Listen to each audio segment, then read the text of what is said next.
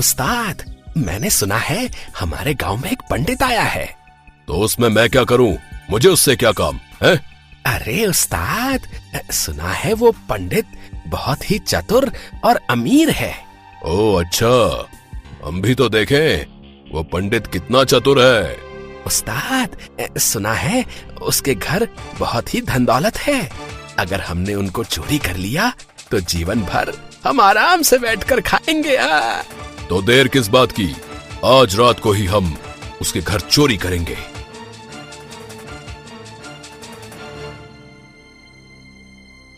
सुन मुन्ना, कोई गड़बड़ नहीं होनी चाहिए। पिछली बार हम बाल बाल बचे थे। ठीक है उस्ताद, इस बार कोई गलती नहीं होगी है। फिर वो दोनों पंडित के कमरे में घुस जाते हैं। कहाँ छुपा कर रखे हैं इसने पैसे? मुन्ना, तू यही पंडित के कमरे में ढूंढ, मैं वहां जाकर देखता हूँ। और अगर कोई गड़बड़ हुई तो मैं तुझे सूली पर लटका दूंगा, समझा? फिर वो दोनों इधर उधर पैसों को ढूंढने लगते हैं कि तभी मुन्ना के हाथ से एक मिट्टी का बर्तन गिर जाता है और पंडित श्रीधर की नींद खुल जाती है। कौन है? कौन हो तुम? और अंदर कैसे आए? सत्यानाश हो इसका, जिसका डर था वही हुआ। बचाओ बचाओ, अरे मुझे इन चोरों से कोई तो बचाओ। ज्यादा शोर मत कर पंडित, नहीं तो इस बंदूक से तेरा भेजा उड़ा दूंगा। कौन हो तुम और तुम मुझे मारना क्यों चाहते हो? सुना है तेरे घर में बहुत ही धन दौलत है। अब चुपचाप वो सारे पैसे मुझे दे दे, नहीं तो अंजाम बहुत बुरा होगा, समझा? लेकिन मैंने तो वो सारे पैसे जंगल में एक पेड़ के नीचे गाड़ दिए हैं। क्या? लेकिन क्यों? इसलिए ताकि उन पैसों को घर से कोई चुरा ना ले। ओह अच्छा, तो तू खुद को बहुत ही शातिर समझता है। चल अब जल्दी से ये बता कि वो पैसे तूने किस पेड़ के नीचे गाड़ के रखे? मैं नहीं बताऊंगा उस पेड़ के बारे में, तुम्हें जो करना है वो करो। लगता है तू ऐसे नहीं मानेगा। ठीक है, तो अब मुझे तुझे मारना होगा। रुको रुको, मैं सब बताता हूँ। मैंने वो पैसे जंगल में एक बड़े से बरगद के पेड़ के नीचे गाड़ दिए हैं। खबरदार, अगर मेरे पीछे आने की कोशिश की तो चल मुन्ना, अब हम वो सारे पैसे निकाल लेंगे।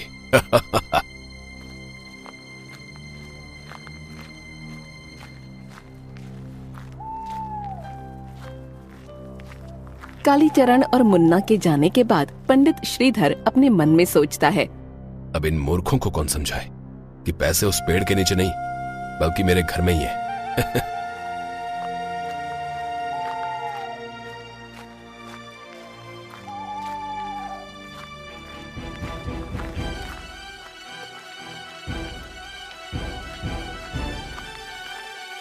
सबसे पहले हमें उस बरगद के पेड़ को ढूंढना होगा। थोड़ी दूर चलने के बाद मुन्ना कालीचरण से कहता है, उस्ताद, वो रहा बरगद का पेड़। तो उस पंडित ने इस पेड़ के नीचे पैसे छुपाए हैं। चल मुन्ना, अब जल्दी से खुदाई करना चालू कर।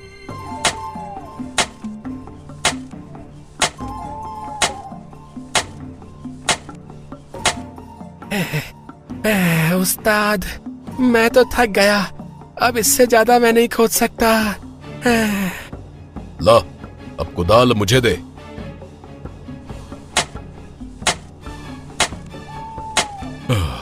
अरे बाप रे बाप, इस पंडित ने कितने नीचे पैसे गाड़ कर रखे हैं। मेरी तो खोदने में जान ही निकल गई। उस्ताद, अब तो पेड़ की जड़ भी दिखने लगी। लगता है उस पंडित ने हमको उल्लू बना दिया। तू ठीक कहता है मुन्ना, लेकिन मैं उस पंडित को छोड़ूंगा नहीं।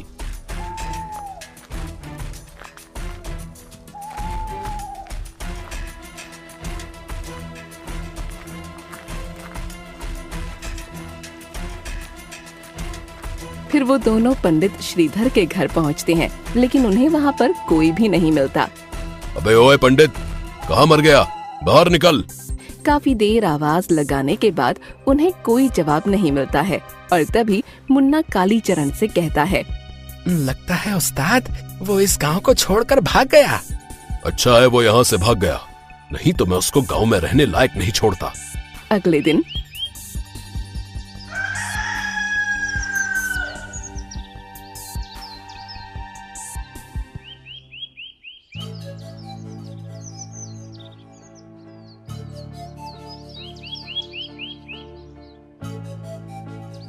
कल उस पंडित ने हमारी बहुत बेइज्जती की।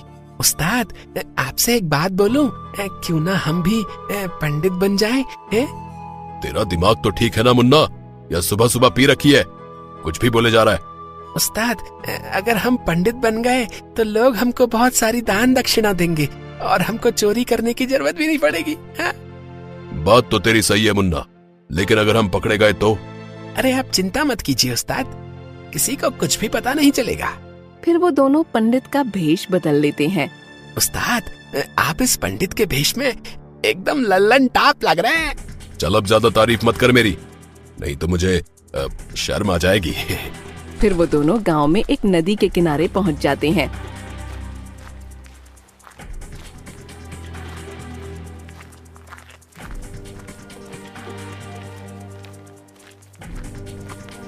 उस्ताद, आज से आपका नाम काली चरण नहीं, काली दास है, और मेरा नाम मुन्ना नहीं, शिव चरण है।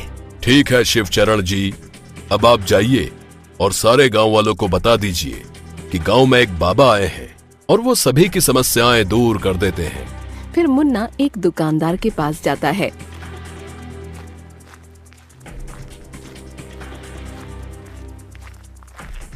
अरे प्रणाम गुरुजी। बच्चा, लगता है तू बहुत परेशान है। क्या कोई परेशानी है तुझे? हाँ गुरुजी, मेरी दुकान भी ठीक से नहीं चल पा रही, मुनाफे की जगह घाटा ही हो रहा है। बच्चा, ये सब तू मुझे नहीं, बाबा को बता, वो तेरी सारी समस्याएं दूर कर देंगे। पास ही एक नदी के किनारे एक बाबा आए हैं, उनको अपनी समस्याएं बता, वो अवश्य तुझे समाधान देंगे। और हाँ, दान दक्षिणा देना मत भूलना। ठीक है गुरुजी, मैं अभी उन बाबा के पास जाता हूँ।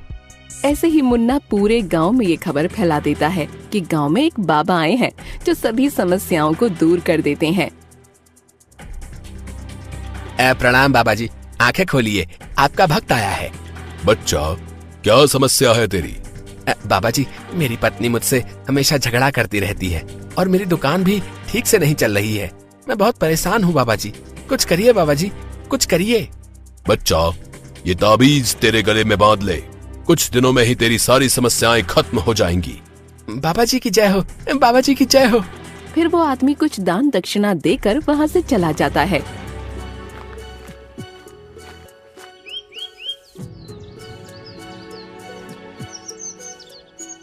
बाबा जी, 20 वर्ष हो गए हैं, लेकिन अभी तक मेरी शादी नहीं हुई है, कुछ करिए बाबा जी। ये पूछ भी किस इंसान से रहा है जिसकी खुद आज तक शादी नहीं हुई है? बच्चा, तेरा हाथ आगे ला, मैं तेरे हाथों की लकीर देखकर बताता हूँ कि तेरे भाग्य में लड़की है कि नहीं। फिर बाबा जी उस व्यक्ति का हाथ देखकर उस व्यक्ति से बोलते हैं, बच्चा, तू बहुत आगे जाएगा और तेरा जल्द ही एक सुंदर कन्या से विवाह होगा, तथास्तु। बाबा जी, आप धन्य हो, आप धन्य हो बाबा जी। फिर वो व्यक्ति बाबा को कुछ पैसे चढ़ाकर वहाँ से चला जाता है। उस्ताद, आज तो हमने बहुत ही अच्छी कमाई की है। हाँ मुन्ना, अब हम ऐसे ही लोगों को लूटते रहेंगे और कुछ दिन बाद सारे गांव वालों को लूटकर हम यहाँ से भाग जाएंगे।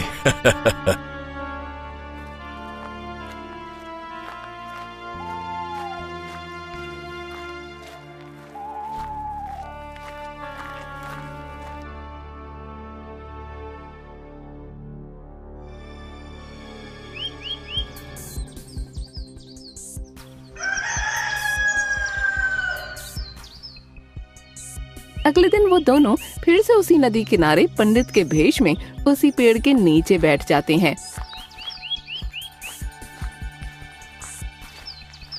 बाबा जी, मैं कल जो आपसे ताबीज लेकर गया था ना, उसने तो चमत्कार ही कर दिया बाबा जी। मेरी दुकान भी अब ठीक से चलने लगी। बाबा जी, आप धन्य हो। मैंने तो इसको एक मामूली ताबीज दिया था, लेकिन ये तो सोने पे सुहागा हो गया। अगर रोज बाबा जी को दान दक्षिणा चढ़ाते रहोगे तो ऐसे ही तुम्हारी सारी समस्याएं दूर हो जाएंगी। क्यों बाबा जी? अब हाँ, बिल्कुल बिल्कुल ठीक कहा, बिल्कुल ठीक कहा शिव चरण तुमने। तभी वहाँ पर एक लड़की आती है और बाबा जी से कहती है, प्रणाम बाबा जी, आप सभी की समस्याएं हल करते हैं, तो हमारा भी तो फर्ज बनता है ना कि हम आपको भोजन करवाएं? बाबा जी, आप मेरे घर चलिए, मैं आपको भोजन करवाना चाहती हूँ। ठीक है बच्चा, हम शाम को तुम्हारे घर भोजन करने अवश्य आएंगे।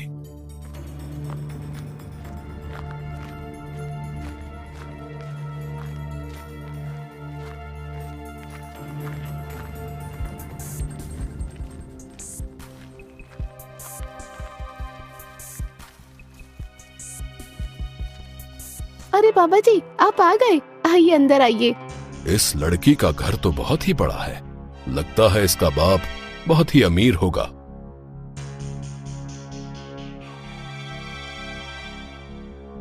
बाबा जी, आप दोनों हाथ धो लीजिए, मैं आपके लिए खाना लगा देती हूँ। फिर वो दोनों हाथ धोकर खाना खाने बैठ जाते हैं।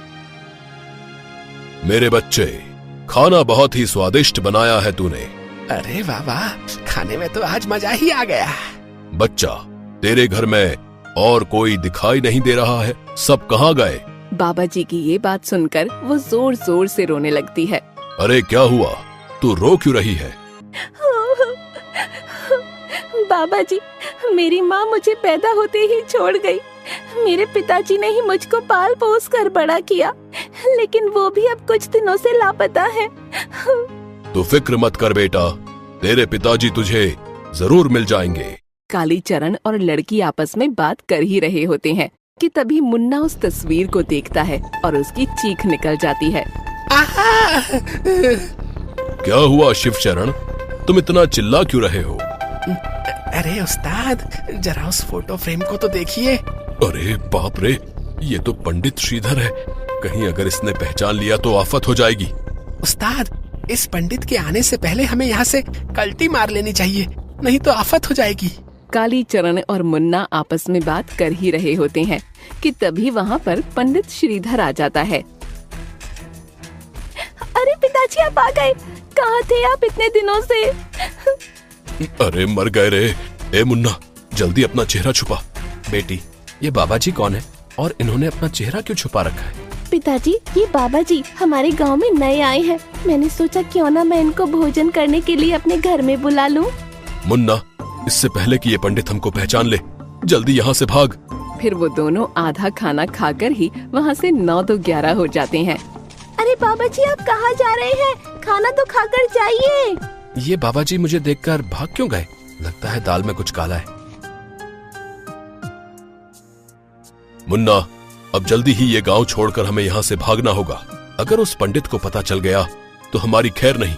हाँ उस्ताद, आप सही कह रहे हैं। अगर कहीं उसे ये पता चल गया कि हमने लोगों को बहुत लूटा है तो हमारी सारी पोल पट्टी खुल जाएगी। हमें कल सुबह ही यहाँ से भागना होगा।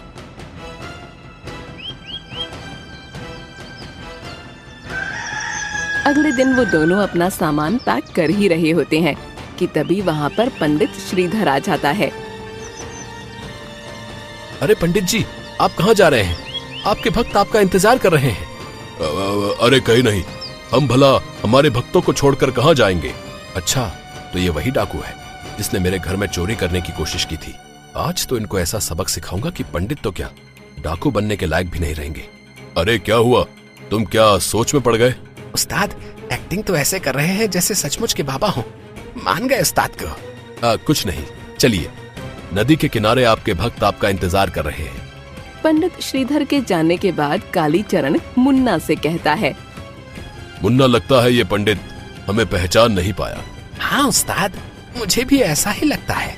अरे भाई, अब जब ये हमको पहचान ही नहीं सका तो क्यों ना हम कुछ दिन और गांव वालों को लूट लें। बहुत ही उचित बात कही है आपने बाबा जी। लगता है तू भी मेरी तरह एक्टिंग करना सीख गया। बाबा जी, मेरा बेटा बहुत ही नालायक और बदमाश हो गया। काम वाम कुछ करता नहीं है और कहता है कि मुझे कालीचरण डाकू की तरह बनना है। चलो, इस गांव में कोई तो है जिसे मेरे जैसा बनना है। क्या हुआ बाबा जी, आपको इतना पसीना क्यों आ रहा है? अरे कुछ नहीं, बस गर्मी काफी तेज पड़ रही है ना, बस इसीलिए पसीना आ गया। वो दोनों आपस में बात कर ही रहे होते हैं कि तभी वहाँ पर श्रीधर कुछ पुलिस वालों के साथ आ जाता है। अबे ये पुलिस कहाँ से आ गई? इंस्पेक्टर साहब, पकड़ लो इस ढोंगी बाबा को। अबे मुन्ना भाग, नहीं तो पुलिस हमको छोड़ेगी नहीं। अरे भागने की कोशिश ना करना कालीचरण, कानून के हाथ बहुत लंबे हैं। क्या कालीचरण, इंस्पेक्टर साहब, ये आप क्या कह रहे हैं? हाँ गांव वालों, ये कोई बाबा नहीं बल्कि ये हमारे गांव का कालीचरण डाकू है जो पंडित के भेष में घूम रहा है। तो तुझे सब पता चल ही गया पंडित? पता तो मुझे तभी चल गया था जब मैं तुम्हारे घर तुमको बुलाने आया था। पंडित, तूने पुलिस को बुलाकर बहुत बड़ी गलती की है। मैं तुझे छोड़ूंगा नहीं। रे ज्यादा शाण पट्टी मत कर कालीचरण, अब तुझे मुझसे कोई नहीं बचा सकता, समझा? रे हवलदार, रे पकड़ लो इन दोनों को। पुलिस उन दोनों को पकड़ रही होती है कि तभी एक गांव वाला कहता है, इस ढोंगी बाबा ने हमको बहुत लूटा है, हम इसको छोड़ेंगे नहीं। गांव वालों, मारो इसको। हाँ हाँ मारो इसको। हाँ हाँ मारो इसको। अबे मुन्ना भाग, नहीं तो गांव वाले हमारा भरता बनाकर खा जाएंगे। मारो इनको, मारो। कालीचरण के ऐसा बोलते ही गांव वाले उन दोनों को बहुत बुरी तरह मारने लगते हैं। अरे छोड़ दो हमें, आई मार लग गई रे। अरे मुन्ना बचा, मुझे बचा। अरे उस्ताद, पहले मैं तो बच जाऊं। डकैत की वापसी कहानी की शुरुआत होती है चंबल के बीहड़ों से, जहां भीम सिंह का नाम सुनते ही लोग थर्रा जाते हैं।